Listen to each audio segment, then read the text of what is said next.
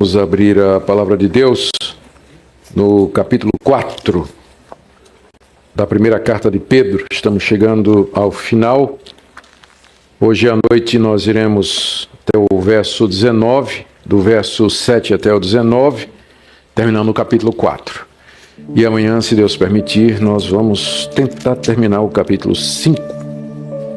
Aí você já pode dizer que uma vez na vida você já leu um livro inteiro da Bíblia numa semana.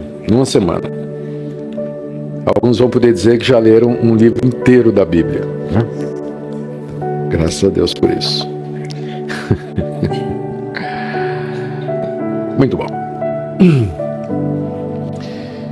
Nós vamos orar mais uma vez, pedir a orientação do nosso Pai para a compreensão da sua revelação escrita.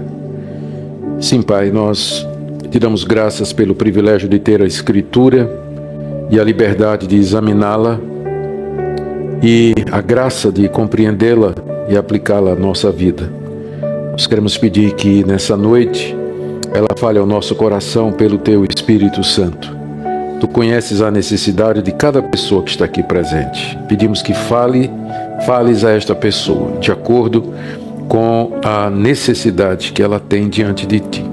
É o que te pedimos em nome de Jesus. Amém.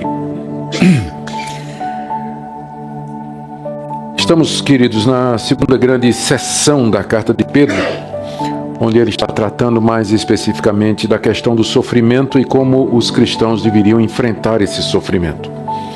Como nós dissemos, não é que na primeira parte ele não fala do sofrimento, ele fala em sofrimento todos os capítulos.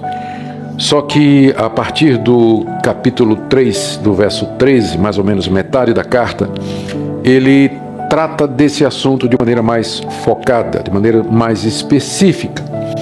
E nós já vimos que a razão era a perseguição que aqueles cristãos estavam passando. Era um momento difícil, era um momento de hostilidade, eles estavam sendo caluniados, perseguidos, ameaçados em todas as áreas, todos os setores da sociedade onde eles faziam parte. Às vezes as pessoas têm uma visão da perseguição que não corresponde com a realidade.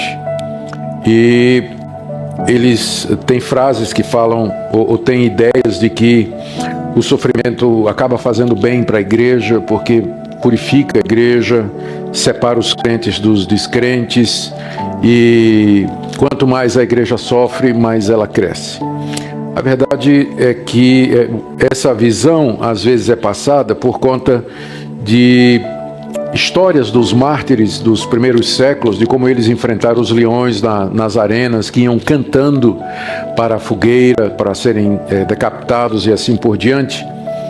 Só que um quadro mais completo mostraria que em época de grande perseguição, muitos voltam atrás. E há muito sofrimento, e que a perseguição consistente e continuada é capaz de apagar a igreja de uma determinada região, como tem acontecido em alguns países no Oriente Médio, onde a perseguição sistemática, ou por exemplo, aconteceu na Coreia do Norte, onde o regime comunista resolveu perseguir sistematicamente, virulentamente as igrejas cristãs, a ponto de que o testemunho cristão público praticamente foi extinto na Coreia do Norte. Então, a perseguição, pela graça de Deus, ela pode se tornar uma coisa que Deus usa para o bem da sua igreja, mas ela tem o seu pedágio, ela cobra pedágio na igreja. E por isso que boa parte das cartas do Novo Testamento foram escritas exatamente para encorajar os cristãos, fortalecer os cristãos, animá-los e dizer de que maneira eles deviam proceder em face das hostilidades e das perseguições que eles sofriam. Então, uma dessas cartas é essa carta de Pedro, que trata especificamente dessa questão do sofrimento. Na mensagem anterior, nós vimos quais foram as orientações que Pedro deu aos seus leitores para que eles enfrentassem aquelas perseguições da maneira correta. Primeira foi que eles deviam deixar claro, através do seu procedimento, através da sua apologética, das suas respostas e do seu comportamento, de que eles estavam sofrendo injustamente, que eles estavam sofrendo, na verdade, por praticar o bem, e que as acusações e calúnias eram falsas, elas não tinham razão de ser. A segunda orientação é que eles tirassem encorajamento do exemplo de Cristo, que morreu pelos pecados, morreu uma única vez, morreu para nos levar a Deus, e não só do exemplo de Cristo, mas também do exemplo de Noé, que durante a sua própria geração pregou aqueles ímpios que eram rebeldes diante de Deus durante um tempo razoavelmente longo, e no final ele foi salvo com sua família na arca, que é uma figura, um símbolo do batismo, que por sua vez é um símbolo também da nossa salvação. E Cristo, da mesma forma que ele sofreu, ele também foi exaltado e está agora sentado à direita de Deus Pai e tem debaixo dos seus pés anjos, principados e potestades. Então, foi assim que Pedro encorajou aqueles irmãos a enfrentar as dificuldades, deixando claro que eles estavam sofrendo por fazer o bem, tirando encorajamento do sofrimento de Cristo, e a terceira maneira foi seguindo a Cristo no caminho da santidade. Já que Cristo sofreu pelos pecados, então não faz mais sentido a gente continuar vivendo nesses pecados no tempo que ainda nos resta aqui. Mas nós devíamos viver de acordo com a vontade de Deus. Continuando o pensamento, Pedro agora adverte os seus leitores, ainda dentro do tema de sofrimento, que o fim de todas as coisas está próximo e que isso deveria ser um estímulo para eles a enfrentar as acusações pesadas que chegavam até os irmãos. E no final do capítulo 4, ele retoma outra vez o tema do sofrimento, mais especificamente. Então, hoje à noite eu tenho dois pontos aqui no texto de capítulo 4, de 7 a 19. E o primeiro é essa advertência que Pedro faz, que o fim está próximo e que nós devíamos lembrar disso quando estamos enfrentando o sofrimento. Isso vai do verso 7 até o verso 11. E em seguida ele fala do verso 12 até o final sobre como nós devemos, ele volta à questão de como nós devemos enfrentar o sofrimento agora à luz da proximidade do fim. Então vamos lá, primeira parte, meu primeiro ponto nessa noite, como viver à luz da proximidade do fim, capítulo 4, de 7 a 11. Ora, o fim de todas as coisas está próximo. Sede, portanto, criteriosos e sóbrios a bem das vossas orações. Acima de tudo, porém, tende amor intenso uns para com os outros, porque o amor cobre multidão de pecados. Sede mutuamente hospitaleiros, sem murmuração. Servei uns aos outros, cada um conforme o dom que recebeu, como bons dispenseiros da multiforme graça de Deus. Se alguém fale de acordo com os oráculos de Deus. Se alguém serve, faça-o na força que Deus supre, para que em todas as coisas seja Deus glorificado por meio de Jesus Cristo, a quem pertence a glória e o domínio pelos séculos dos séculos. Amém. Algumas pessoas acham que, por conta da doxologia, no capítulo 11, Pedro tinha a intenção de terminar a carta, ou seja, ele estava se preparando para terminar a carta. Porque o capítulo 11, aliás, o verso 11 é muito parecido com o final de outras cartas, não é?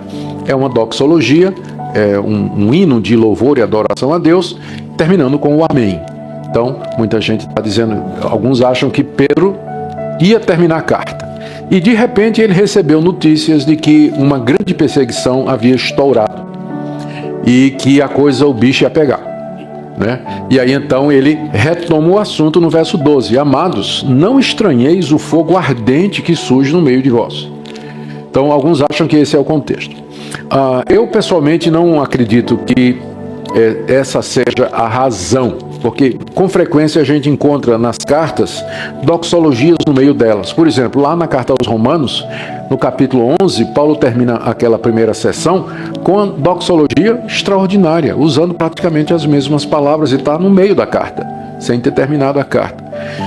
E a razão pela qual Pedro volta a falar de sofrimento no verso 12 pode ser não o surgimento de uma nova onda de perseguição, mas o recrudescimento ou o aumento da perseguição que já havia, que eu acredito que é o correto, e quando chegar no verso 12 eu vou dizer por quê. Nós vamos examinar juntos. Mas o que nos interessa agora é que do verso 7 até o verso 11, o apóstolo Pedro fala que o fim de todas as coisas está próximo e que os seus leitores, como cristãos que eram, deveriam viver à luz disso. E ele faz várias recomendações a respeito de como eles deveriam se comportar diante dessa perspectiva escatológica. São 4 atitudes, na verdade. Então vamos examinar em primeiro lugar essa declaração do verso 7. Ora, o fim de todas as coisas está próximo. O fim de todas as coisas é o fim da história como nós a conhecemos. É o fim do mundo. É o fim da humanidade. Todos os estudiosos, mesmo que tenham posições diferentes, concordam que o fim de todas as coisas significa a vinda de Cristo, o julgamento final, a ressurreição dos mortos, o fim da perseguição dos cristãos, o castigo dos ímpios, o novo céu e nova terra. Apenas há divergência sobre a sequência e o tempo entre uma coisa e outra. Mas o fim de todas as coisas representa o fim da história como nós a conhecemos. É o fim do nosso mundo. É o fim da nossa humanidade no estado em que ela se encontra. E isso é ensinado em todo o Novo Testamento. Foi ensinado por Jesus, foi ensinado pelos apóstolos, foi ensinado pelos primeiros discípulos. Os pais da igreja continuaram a dizer a mesma coisa. E 2000 anos depois que começou-se a dizer isso, nós continuamos a dizer que o fim está próximo. Ou seja, há um momento que se aproxima, ninguém sabe exatamente quando, em que Deus colocará um fim ao mundo como nós o conhecemos. E uma nova realidade, então, será criada por ele. Mas esse fim, ele se aproxima. Pedro deseja que aqueles cristãos vivam à luz disso. E que esse alerta da proximidade funcione como uma espécie de estímulo para eles que estavam vivendo no meio daquelas perseguições. Ele coloca 4 atitudes do verso 8, aliás, do verso 7 até o verso 11, que deveriam que era como resultado dessa consciência de que o fim está próximo. O fim está próximo, portanto, primeira atitude, sejam criteriosos e sóbrios a bem das vossas orações. Então a primeira recomendação é que eles orem, é que eles se engajem em oração, que eles orem sem cessar, que busquem a Deus no meio do sofrimento. Só que eles façam isso com critério e sobriedade. Provavelmente o que Pedro está querendo evitar é aquele pânico escatológico. Jesus está voltando, né? E aí as pessoas, como a história da igreja mostra, fazem coisas loucas. Marcaram a vinda de Cristo há algum tempo atrás, e os adeptos desse movimento, quando a data estava chegando, eles venderam todos os seus bens, se vestiram de branco e subiram nos tetos de suas casas para esperar a vinda de Jesus nos ares. Então, às vezes, as pessoas fazem coisas meio que estranhas, quando elas estão convencidas de alguma coisa, às vezes até do erro, alguma coisa escatológica. E há muitas outras histórias que a gente poderia contar de pessoas que, acreditando que o fim estava chegando, elas começaram a agir de maneira estranha. Uma vez perguntaram a Lutero, né, o que é que ele faria se ele soubesse que o fim chegaria no dia seguinte. E Lutero respondeu que ele plantaria uma árvore e continuaria a escrever os seus livros. Ou seja, a minha vida continuaria normalmente, porque eu já estou fazendo aquilo que eu deveria fazer. É interessante que Pedro diz assim, o fim está próximo, portanto, e aí você esperaria assim, o tipo de recomendação sensacionalista, corram para as montanhas, ou armazenem comida, ou se prepare para a guerra mundial. Não, ele manda, seja hospitaleiro, ame os irmãos, orem e ministrem uns aos outros. Ou seja, continuem fazendo o que vocês estão fazendo, sabendo, entretanto, que o fim está chegando, particularmente o fim do sofrimento de vocês, quando os seus perseguidores receberão de Deus o justo castigo. A Bíblia toda é muito sóbria quando fala da vinda de Jesus. E ela fala de uma maneira, do fim do mundo, a não deixar brecha para a gente fazer cálculo, como tem sido feito na história. Pessoas tentando marcar uma data para a vinda de Jesus.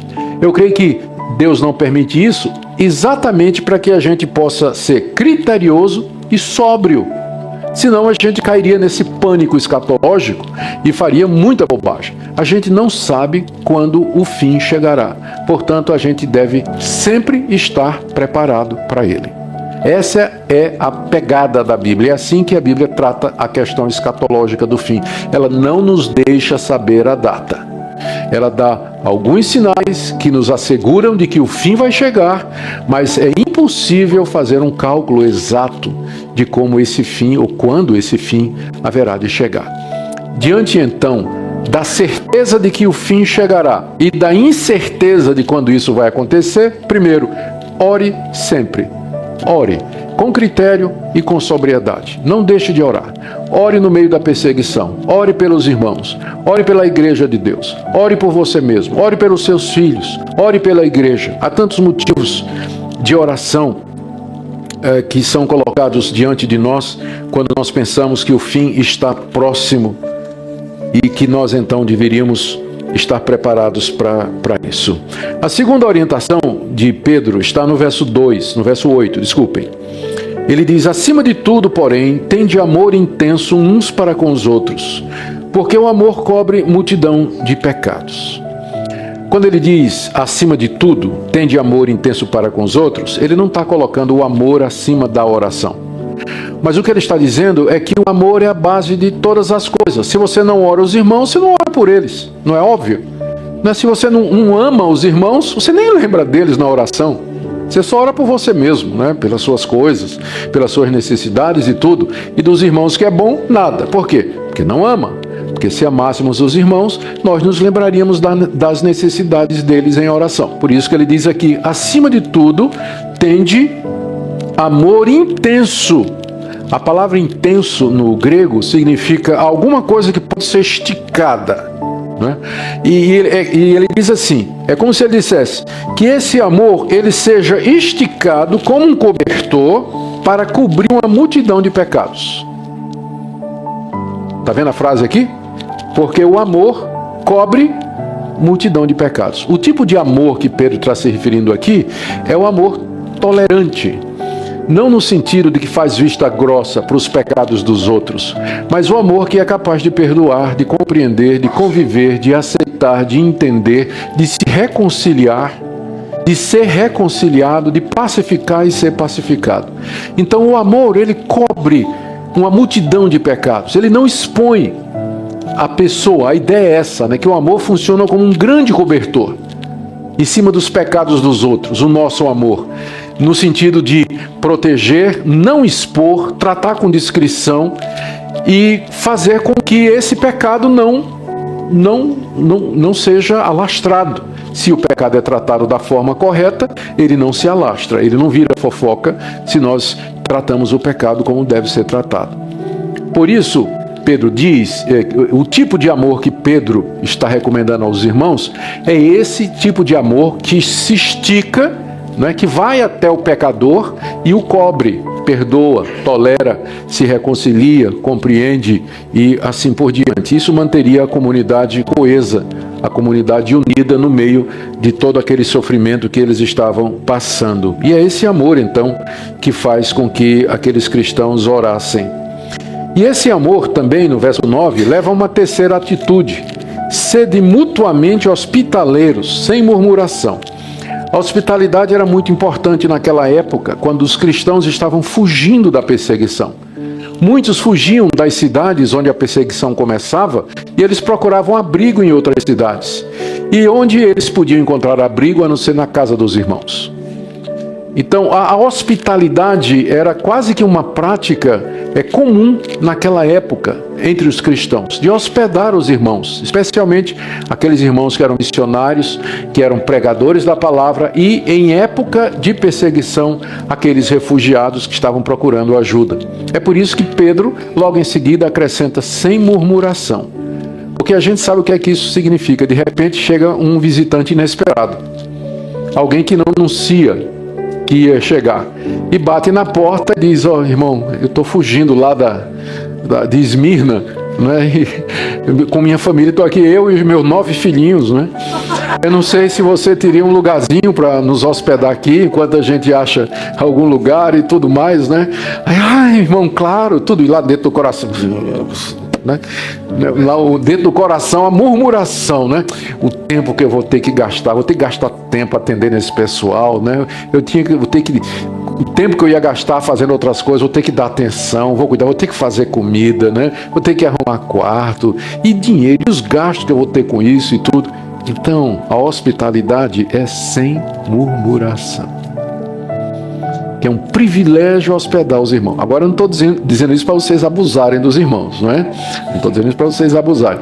Aliás, no século II, no documento chamado Didaquê, o ensino dos 12 apóstolos, que não foram os 12 apóstolos, é um apócrifo, né, que escreveram, não foi os 12 apóstolos que escreveram, mas lá tinha uma recomendação dizendo que se chegasse um profeta, um evangelista, né, um profeta na cidade e ele pedisse hospitalidade, você deveria dar, mas se ele passasse de 3 dias, expulsasse, porque era falso profeta.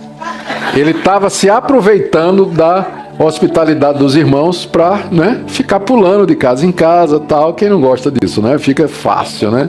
A vida assim.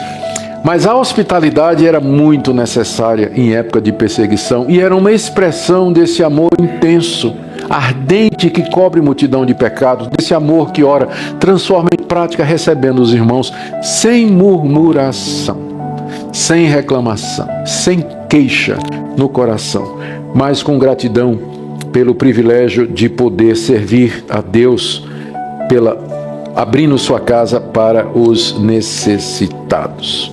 A quarta orientação de Pedro, à luz do fim, né, que se aproxima, tem a ver com o serviço cristão através dos dons espirituais. Ele coloca primeiro uma orientação geral no verso 10.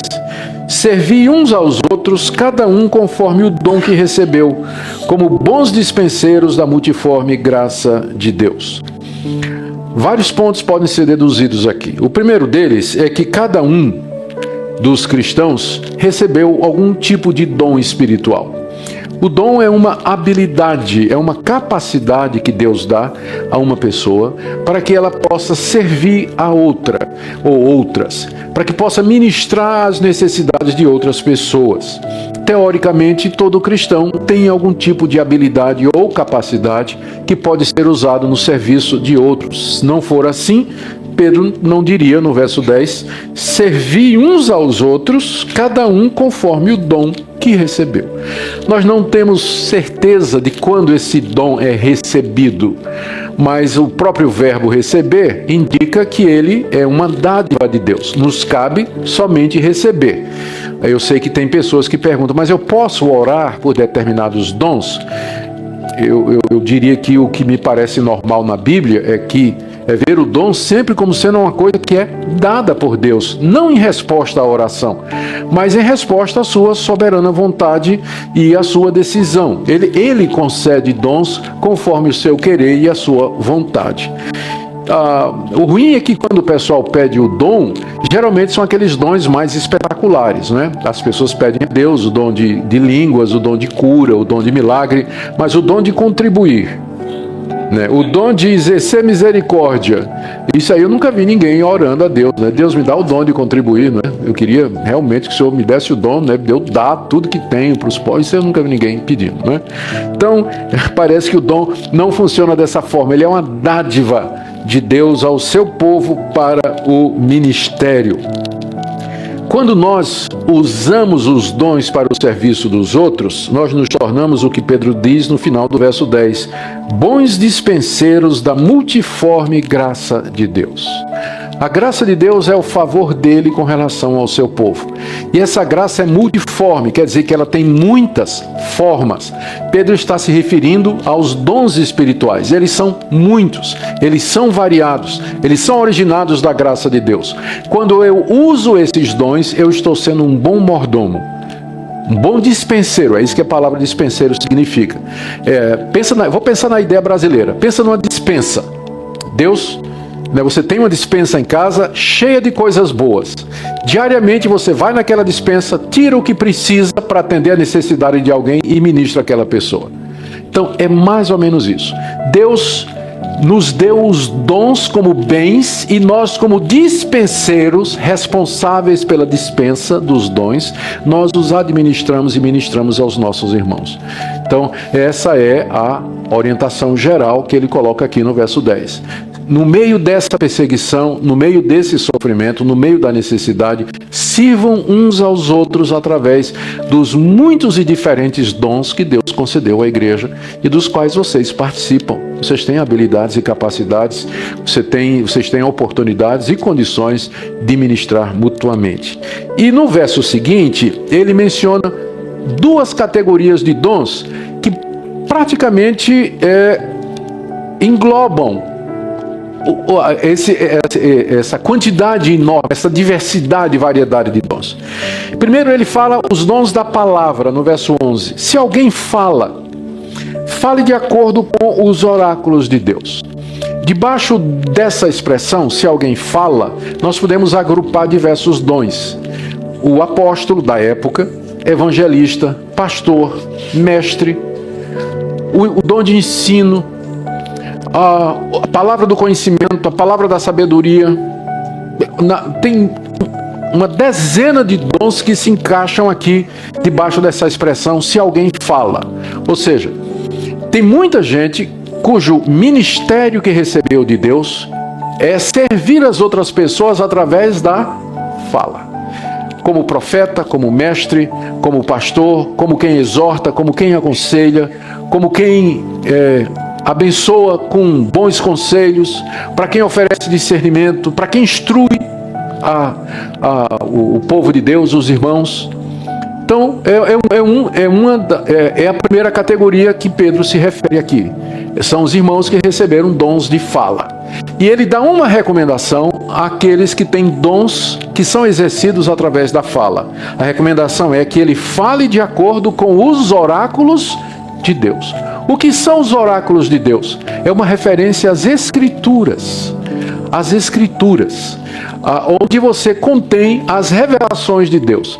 A palavra oráculo aqui, ela é encontrada na versão grega do Antigo Testamento, a Septuaginta, mas também era muito comum na linguagem popular daqueles dias. Os pagãos tinham seus deuses. Eu vou citar um exemplo. O deus Apolo, ele tinha um oráculo na ilha de Delfos. Lá tinha uma pitonisa que ela interpretava a vontade do deus Apolo aos seus adoradores. Ela era chamada de oráculo porque ela recebia a revelação do deus Apolo e passava para os adoradores. Então, trazendo essa figura na sua versão cristã, onde estão os oráculos de Deus? Onde está a revelação de Deus para o seu povo? Aqui, nas Escrituras. Então, são as Escrituras que são os oráculos de Deus, equivalente às pitonisas, sacerdotisas e intérpretes dos deuses pagãos daquela época. Deus não tem hoje oráculos, né, no sentido de pessoas que são órgãos da revelação de Deus.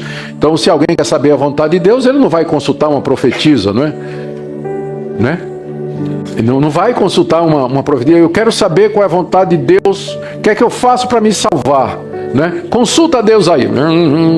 Consulta a Deus. Olha, Deus está me dizendo que... Né? Não é assim que funciona.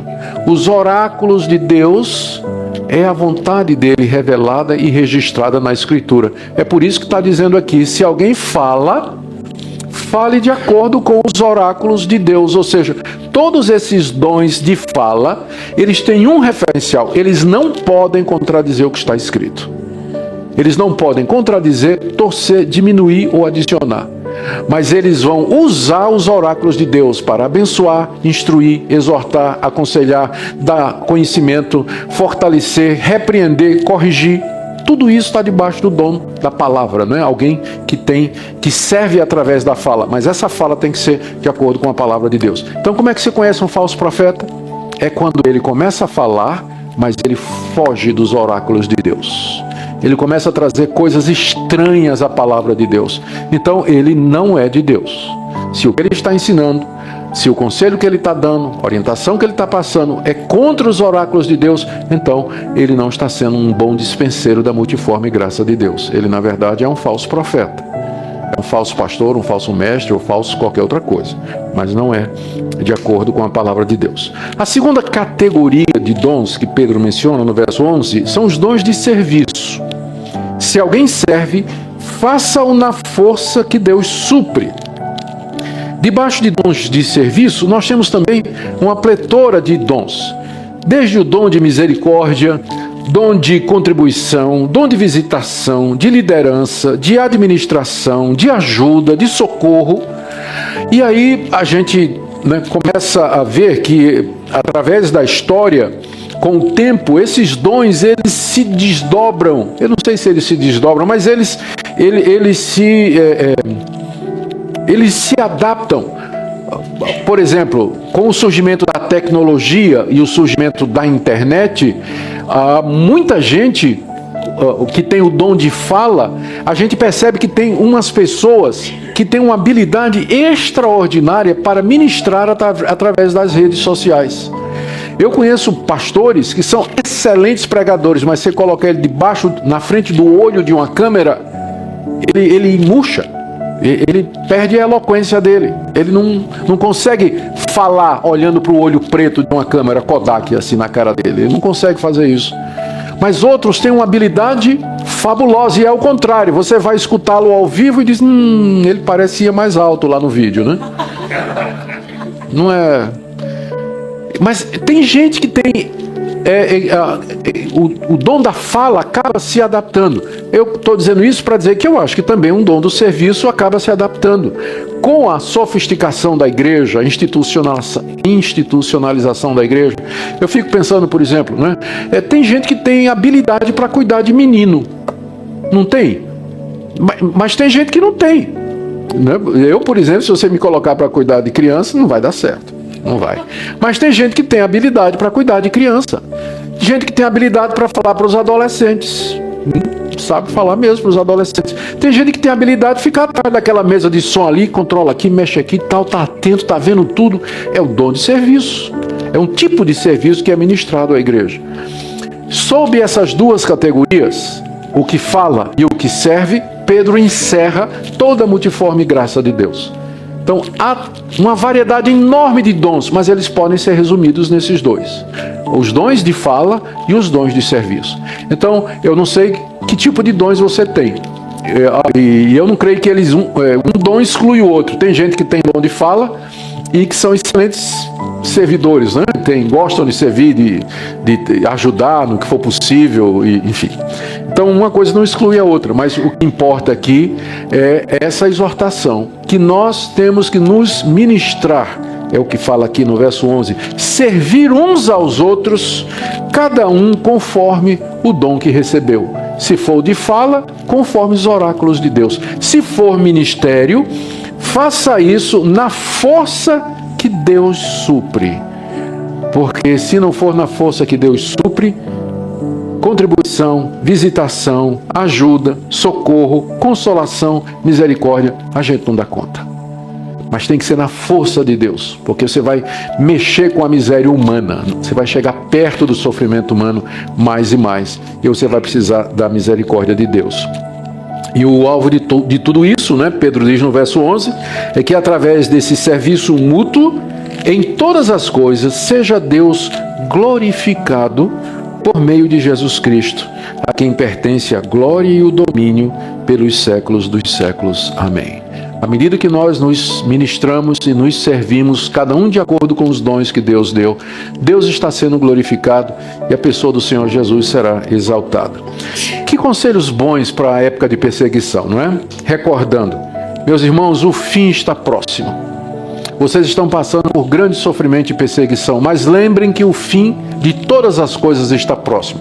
Portanto, sejam sóbrios, orem, amem-se mutuamente, cobrindo a multidão de pecados, que esse amor se manifeste na prática, recebendo os refugiados na casa de vocês, e que vocês se ministrem de acordo, se ajudem de acordo com os dons que vocês receberam, porque em tudo isso, mesmo no meio do sofrimento e perseguição, Deus será glorificado, e também o Senhor, por meio de Jesus Cristo, a quem pertence glória e o domínio pelos séculos dos séculos. Amém. Pedro podia ter terminado a carta aqui. Está tudo com cara de final. Mas alguma coisa acontece que Pedro agora volta a tratar da questão do sofrimento dos cristãos, à luz da proximidade do fim. O que Pedro se refere aqui quando ele diz: amados, não estranheis o fogo ardente que surge no meio de vós, destinado a provar-vos como se alguma coisa extraordinária estivesse acontecendo. Pedro compara esse sofrimento aqui a um incêndio que irrompeu de uma forma devastadora, inesperada e terrível. Alguns estudiosos que eu consultei, eles sugerem que Pedro aqui estava se referindo à morte dos cristãos por Nero em Roma, presos em postes e queimados vivos. Isso é um fato histórico. Depois que Nero acusou os cristãos de serem os incendiários de Roma, os cristãos foram caçados, presos, levados para o Coliseu, e os que não morreram pelas feras ou decapitados pelos gladiadores, eles foram amarrados em postes. Dizem que eles foram amarrados em postes na via pública, né, e queimados vivos, e a luz deles, da morte deles, enquanto eles queimavam, iluminava então a cidade. Será que é esse fogo ardente que surge no meio de vós, que Pedro está se referindo? Amados, não estranhem esse tipo de coisa. Não estranhem isso como se uma coisa extraordinária estivesse acontecendo. Não é impossível. Pode ser que isso já tivesse acontecido em Roma e Pedro estava na expectativa de que isso também poderia acontecer na província da Ásia Menor, que é onde são as 5 regiões para onde ele escreve, não é? Então ele está já como que avisando aos cristãos. Pedro está percebendo o aumento da hostilidade contra os cristãos e ele imagina que uma coisa similar possa acontecer a qualquer momento, comandada por Nero. Não aconteceu porque Nero foi morto algum tempo depois. Mas àquela altura Pedro não sabia disso e o próprio Pedro morreria poucos anos depois, debaixo também das ordens de Nero. Essa é uma interpretação que parece plausível, mas tem uma outra que está mais próxima do texto. Note que no verso 14, Pedro diz assim: se pelo nome de Cristo sois injuriados, bem-aventurados sois, porque sobre vós repousa o Espírito da glória de Deus. Então parece que o fogo ardente a que Pedro se refere era a injúria, e que tinha havido um aumento dela. Então é essa a interpretação que nós vamos tomar. Que Pedro, escrevendo a carta, se preparando para terminar a carta, de repente chega a notícia de que a coisa está ficando cada vez pior e que há uma onda de acusações, injúrias e calúnias contra os cristãos nas províncias às quais Pedro endereça a carta. Então ele toma um tempo para voltar a dizer para os irmãos: irmãos, não estranhem esse fogo ardente que está surgindo aí.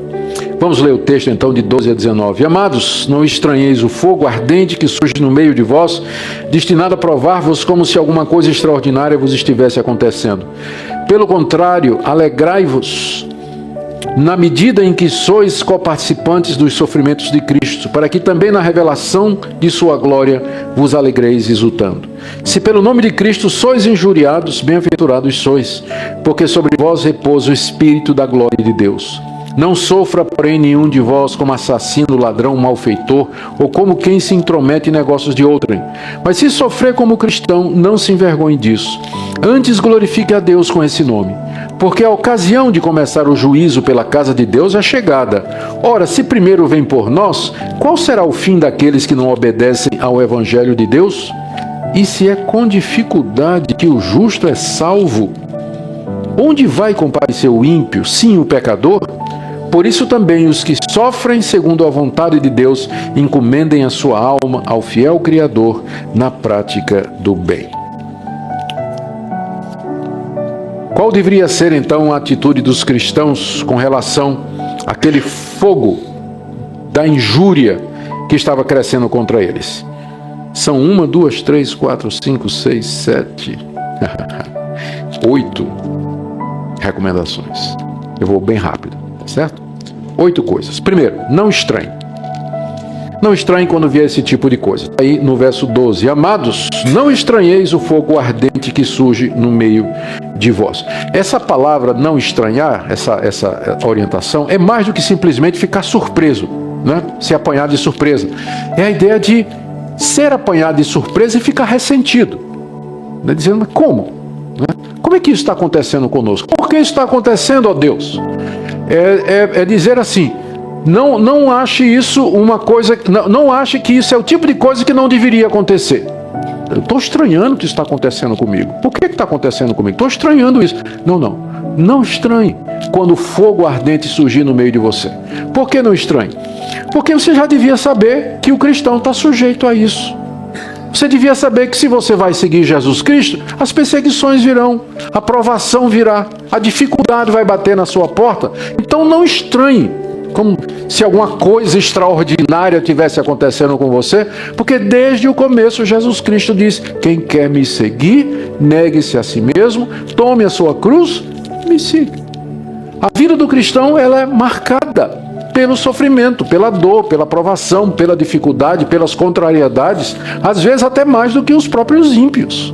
Às vezes Deus nos dá um refresco e um período de paz, de tranquilidade, louvado seja Deus por isso. Mas, e se nós estamos passando por esse período, é para levantar a mão para o céu e agradecer. Mas a história da igreja cristã é uma história de sofrimento, de perseguição. Agora mesmo nós temos irmãos sendo massacrados nos países muçulmanos, perseguidos em regimes comunistas, passando por dificuldade em outros países pós-cristãos.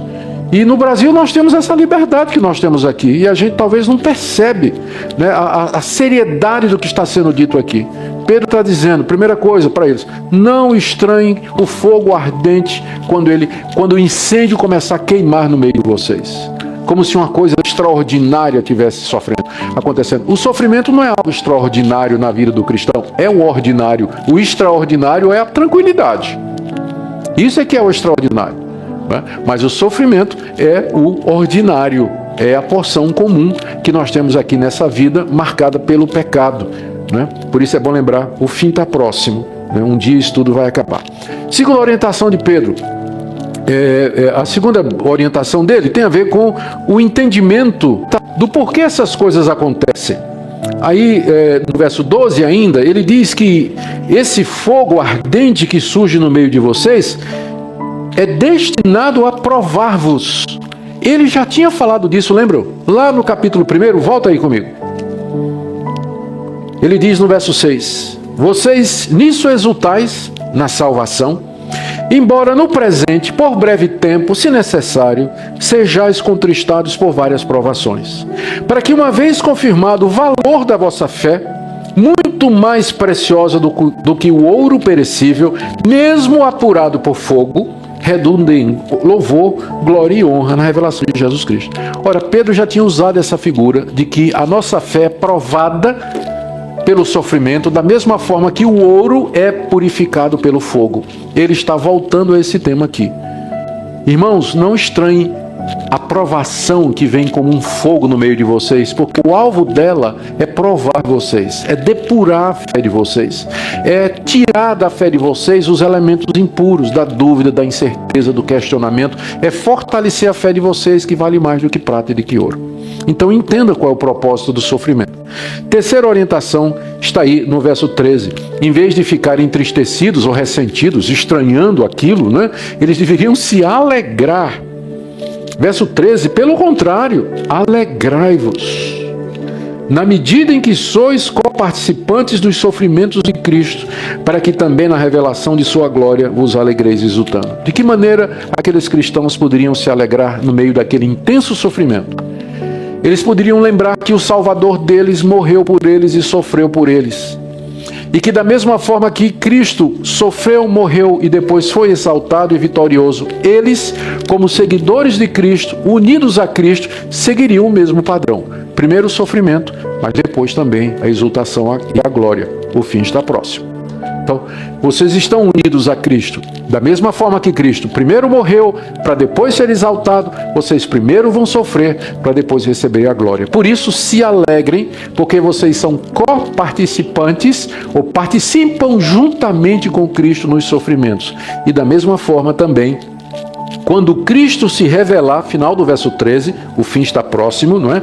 Quando ele vier em glória, que é o fim de todas as coisas, vocês também se alegrarão, exultando. Se alegram agora na expectativa, e quando ele vier, o fim de todas as coisas, vocês vão se alegrar de verdade. Ou seja, aguenta, irmão, fica firme aí, só mais um pouquinho, continua. lembra do Senhor, como Ele primeiro sofreu antes de ser exaltado. Lembra que você é coparticipante com Ele dos sofrimentos. Quinto lugar, assim, ainda dentro dessa orientação, do verso 14, no verso 13, alegrai-vos na medida que sois participantes dos sofrimentos de Cristo. Logo em seguida, continuando o pensamento, eles deviam lembrar, ainda pensando nessa alegria, de que eles eram, na verdade, bem-aventurados por sofrer por causa de Jesus, verso 14. Se pelo nome de Cristo sois injuriados, era o sofrimento, não é? Bem-aventurados sois, porque sobre vós repousa o Espírito de Cristo e de Deus. O Espírito da glória e de Deus. Jesus Cristo tinha dito, bem-aventurados aqueles que sofrem por causa da justiça, porque deles é o reino dos céus. E Pedro está dizendo então, que se vocês estão sendo injuriados por conta do nome de Cristo, vocês são bem-aventurados. E ele acrescenta essa frase muito interessante aqui, porque sobre vós repousa o Espírito da glória de Deus. A figura que Pedro está usando aqui é da Shekinah, a nuvem da glória do Antigo Testamento, quando ela descia sobre o tabernáculo, ou quando ela descia no alto do Monte Sinai, ou quando ela enchia o templo durante as ministrações, indicando a presença gloriosa de Deus aqui. O contraste é esse: o mundo está perseguindo vocês, mas o Espírito da glória de Deus repousa sobre vocês, como vocês são o templo do Espírito Santo, a casa espiritual, a moradia de Deus. Então o Espírito da glória e de Deus, ele repousa sobre vocês. Por isso vocês são bem-aventurados. É difícil a gente ver isso no meio da dificuldade, não é? Porque a presença do Espírito da glória e de Deus em nós nem sempre significa alívio e gozo e manifestação emocional, mas simplesmente a capacidade de permanecer crente quando tudo dá errado. É isso que o Espírito Santo faz em nós no meio do sofrimento. Às vezes ele pode trazer alívio da mente, tranquilidade no coração, algum tipo de paz, mas com frequência o que se espera do cristão no meio do sofrimento é a perseverança, que ele continue a perseverar, não negar ao Senhor Jesus, não voltar atrás, não cair em murmuração, ressentimento, mas continuar a servir a Deus, ainda que tudo dá errado. O Espírito da glória de Deus repousa sobre o seu povo, quando ele está no meio da perseguição, garantindo então a sua permanência. Em quinto lugar, verso 15, eles não deveriam sofrer como malfeitores. Não sofra, porém, nenhum de vós como, aí vem a listinha, não é? Assassinos, ladrões, malfeitores e metidos nos negócios dos outros.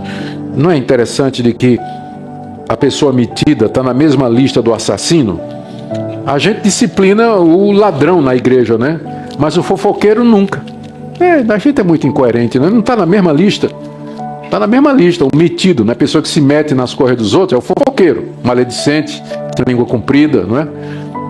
Eu estava só falando da nossa inconsistência, não é?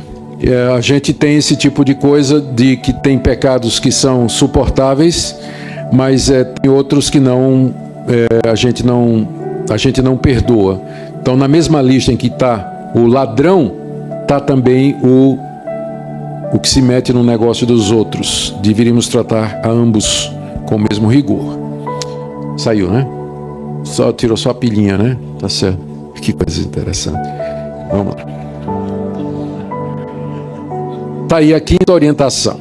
Eles deveriam, então, em contraste, no verso 16, no início do verso 16, sofrer como cristão.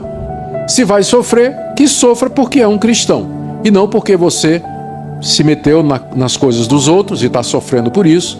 Você foi desonesto, está sofrendo por isso. Você fez um mal feito e está sofrendo por isso.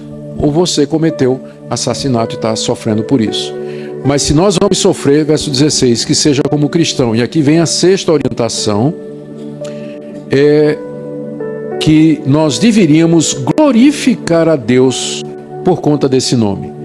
O verso 16, ele é interessante. Se você sofrer como cristão, não se envergonhe disso. Antes glorifique a Deus com esse nome. O nome cristão aparece apenas 3 vezes na Bíblia. Apenas 3 vezes. 2 vezes no livro de Atos e essa vez aqui. Os cristãos, a princípio, eles eram chamados de a seita dos nazarenos, eram chamados de discípulos, depois seguidores do caminho. E alguém lembra qual foi a primeira vez em que eles foram chamados de cristãos? Em Antioquia, quando a missão gentílica começou, é que os cristãos foram chamados pela primeira vez desse nome. Enquanto eles estavam no ambiente judaico, eles eram confundidos com uma seita judaica. Então era chamado de Nazareno, o caminho, os discípulos, né? Não tinha uma identidade muito clara. Mas quando o evangelho vai para os gentios, então o nome que os gentios acharam para se referir aos cristãos, é interessante que essa nomeação não parece ter sido feita pelos próprios cristãos, mas pelos gentios. Por quê? De tanto esses discípulos falarem de Cristo, né? De Cristo, e eles então foram chamados de cristãos a primeira vez em Antioquia, que é a série da missão, gentílica. A segunda vez é quando Paulo está pregando o evangelho diante de autoridades e uma delas se levanta e diz a Pedro: por pouco, aliás, a Paulo, você acha que com tão pouco você pode me tornar um cristão? Se não me engano foi o rei Agripa, não é isso? Alguém me corrija aí, porque minha memória está falhando aí. Eu acho que foi o rei Agripa. Por tão pouco você quer me convencer a me tornar um cristão? É a segunda vez que o nome aparece. E agora a terceira aqui, nessa carta de Pedro. Se você está sofrendo por conta de Cristo, então se alegre por portar o nome de cristão. Glorifique a Deus com esse nome. Cristão. Quanto significado nesse nome, não é? A história que tem por detrás desse nome, todo o conteúdo teológico que está aí, até que nós tenhamos o privilégio e a honra de sermos chamados de cristãos. Hoje em dia esse nome, ele perdeu praticamente o seu sentido, né? Porque ele hoje é usado para englobar, inclusive, agora eu não sei, o nome cristão, ele hoje é usado de uma forma tão ampla que ele acabou perdendo o sentido. Ele inclui, inclusive, nos grandes órgãos de estatística que medem o tamanho das grandes religiões mundiais, eles vão dizer, nós temos 6 bilhões de pessoas e cerca de 3 bilhões, metade disso se declara cristão. Só que quando você vai ver o que é que eles consideram cristão, aí está toda a igreja católica, está toda a igreja ortodoxa grega e russa, estão as seitas como Testemunho de Jeová, os mormons, tudo isso eles colocam debaixo, até o espiritismo eles colocam debaixo do nome de cristão. Então perdeu esse sentido, né, que tem no Novo Testamento, esse nome que era um nome do qual as pessoas, os discípulos, né, deviam glorificar a Deus pelo privilégio de ser chamado de cristão. Quer dizer, aquele que segue a Cristo, que é um imitador de Cristo, ou um pequeno Cristo, como alguns querem dizer, não é? Embora não haja evidência muito clara disso. Mas glorifique a Deus por esse nome. Ou seja, você está sofrendo porque esse é o nome que lhe caracteriza, essa é a sua identidade, você é um cristão. Por isso dê glórias a Deus por isso. A sétima orientação, verso 17 a 18, essa daqui é complicada, mais uma vez. Pedro está dizendo que eles deveriam lembrar que o fim está próximo mesmo, e que quando o fim chegar, esses injuriadores e ímpios que perseguiam, eles receberiam de Deus a devida recompensa. Agora veja como é que Pedro elabora isso.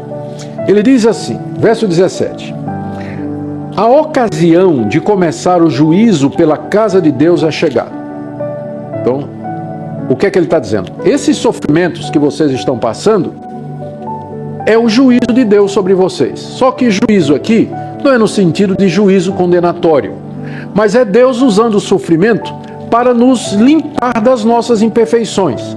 É um juízo bondoso, educador, disciplinador e didático. Não é um juízo que nos condena ao inferno.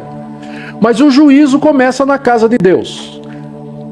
Dando o quadro maior, a humanidade pecou, caiu em Adão, está debaixo da ira de Deus. E o pecado traz consequências, nos contamina. E traz consequências nos relacionamentos entre nós, de nós com a natureza, especialmente entre nós e Deus. Do meio desse povo, Deus pegou um povo para ele. que é o povo exclusivo de Deus, a nação santa, de sacerdócio, a quem Deus deu essa grande salvação. Só que o juízo de Deus, ele não pode ser... Nós somos livres do juízo condenatório de Deus. Ele não vai mais nos condenar porque Cristo levou esse juízo sobre ele.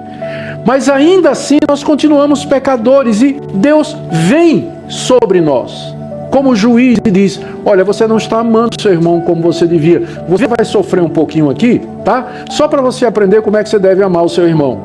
Então o juízo começa pela casa de Deus. Deus vem primeiro purificar e julgar a sua igreja. Por isso que esses sofrimentos, eles são chamados por Pedro aqui de fogo. Assim como o fogo prova a prata e o ouro e os expurga das imundícies e das impurezas, assim também Deus vem sobre a sua igreja com o sofrimento, a semelhança do fogo que purifica, para nos apartar das imundícies, das iniquidades, dos resquícios de pecado que há em nós. Então, o juízo começa pela casa de Deus. Então, é nesse sentido que ele vai dizer mais adiante que o justo se salva com dificuldade. Não é que é difícil se salvar, ele se esforçou muito para salvar. Não, ele é salvo, mas ele enfrenta muita dificuldade, que são exatamente as provas, os sofrimentos e todas essas coisas que vêm sobre nós e que faz parte do juízo de Deus. O juízo começa pela casa de Deus. Início do verso 7. Ora, se primeiro vem por nós, pergunta Pedro, né? Se Deus começa conosco e nos deixa passar por todo esse... Ora, se nós que somos filhos de Deus e salvos, passamos por esse tipo de sofrimento que nós estamos passando aqui, imagine qual será o fim daqueles que não obedecem ao Evangelho. Se nós que obedecemos, levamos, apanhamos, somos surrados, né, pelas provações, provados, acrisolados, testados de um lado de outro, em todas as circunstâncias, imagina quando chegar a hora do ímpio. Pronto, quando for a vez do ímpio. Então, qual vai ser, né? É a pergunta dele aqui. Qual será o fim?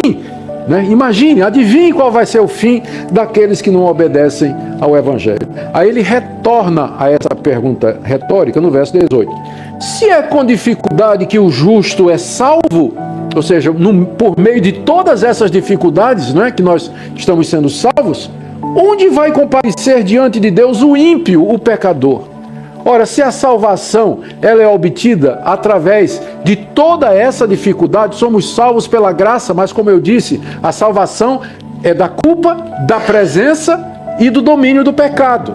Né? Somos salvos gratuitamente da condenação, não vamos ser mais condenados. Mas agora vem um pilão, né, para tirar de nós as consequências do pecado, domínio do pecado em nossa vida. É a santificação. É difícil, dói, não é? Deus corta aqui, emenda acolá e dói esse tipo de coisa.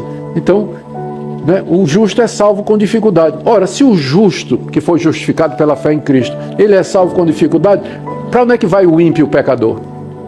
A resposta é uma pergunta que não quer calar, não é?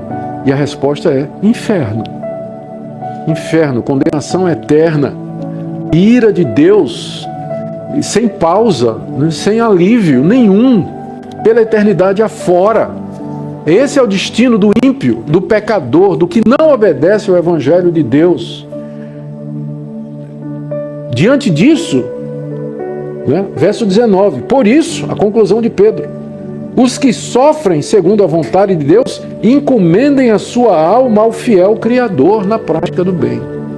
Porque o Criador é que tem poder para lhe salvar ou para lhe condenar eternamente.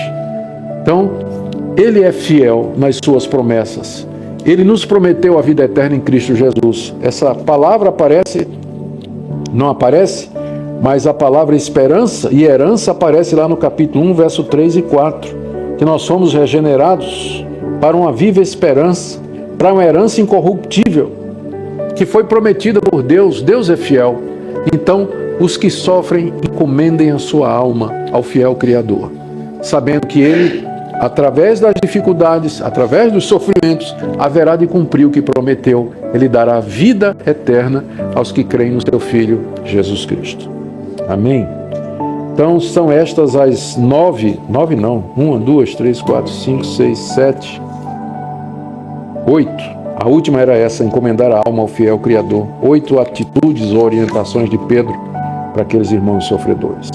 Eu queria terminar essa noite, essa palestra aqui, eu queria orar com vocês. E eu queria que você nessa noite, à luz de tudo que você ouviu, a exposição da palavra de Deus aqui, você colocasse sua vida como está aqui, no verso 19, que você encomendasse a sua alma ao fiel Criador. No seguinte sentido: Deus, diante de tudo que eu ouvi, eu quero encomendar a minha alma a Ti. Essa mesma expressão estava na boca de Jesus quando ele estava morrendo. Pai, nas Tuas mãos entrego o meu espírito. É a mesma construção no grego. Então, só que Pedro não está dizendo, vocês estão morrendo, façam isso, como Jesus fez na hora da morte. O que Jesus fez na hora da morte, Pedro quer que a gente faça agora, né? Encomendem a sua alma, o seu espírito, ao fiel Criador. Isso significa dizer: Deus, eu me entrego a Ti, o mais precioso que eu tenho, que é minha alma, eu entrego a Ti sem reservas. Eu quero viver para Ti. Se for Tua vontade que eu sofra por ser um cristão, se eu tomar essa posição de ser um cristão fiel, quando eu voltar agora para casa e voltar para o meu trabalho, para o meu emprego, voltar para a minha família, voltar para os meus vizinhos e amigos, eu vou voltar como um cristão, lá na minha escola, né? Tem adolescentes me ouvindo aqui, jovens, lá na minha escola, na minha universidade, eu vou tomar essa posição, eu sou cristão, eu quero me encomendar a Ti, não importam as consequências, porque eu sei que o Senhor é fiel, o Senhor vai cuidar de mim. Se for a Tua vontade que eu seja injuriado, excluído, que o bullying venha em cima de mim, eu estou disposto a fazer isso. Porque eu sei que Tu és o Deus a quem nós devemos temer, amar, respeitar, crer e confiar. E minha vida só faz sentido se for nessa direção. Eu queria que nessa noite você fizesse isso. Você dissesse: Deus, eu sou Teu. Se você já fez isso, que você renove a sua consagração. Que você entregue sua vida a Deus, na disposição de que, com a graça dEle, você vai viver para a glória dEle. E eu queria orar com você nesse instante. Ó Deus, nós queremos encomendar a nossa alma a Ti. Nós queremos dizer que esse é o bem mais precioso que nós temos. De que adianta o homem ganhar o mundo inteiro e perder a sua alma? Por isso nós a encomendamos a Ti, que são as únicas mãos seguras e poderosas para conservar a nossa alma, livrá-la do inferno, da condenação eterna, e isso mediante os méritos do Senhor Jesus Cristo. Senhor, nós queremos honrar o nome de cristão. Nós queremos viver à luz da certeza de que o fim está próximo e que o juízo se aproxima. Nos ajuda, Senhor. Eu oro pelos que estão aqui nessa noite e que ainda não se comprometeram incondicionalmente com o Teu Evangelho. Que hoje à noite seja uma noite de entrega, uma noite de encomenda do coração a Ti. Pedimos que o Senhor ouça as orações que estão sendo feitas nesse instante, que o Senhor receba a oferta desses corações, estes sacrifícios vivos e agradáveis a Ti, que é a entrega do nosso eu a Ti. Abençoa, Senhor, cada pessoa. É o que nós Te pedimos em nome de Jesus.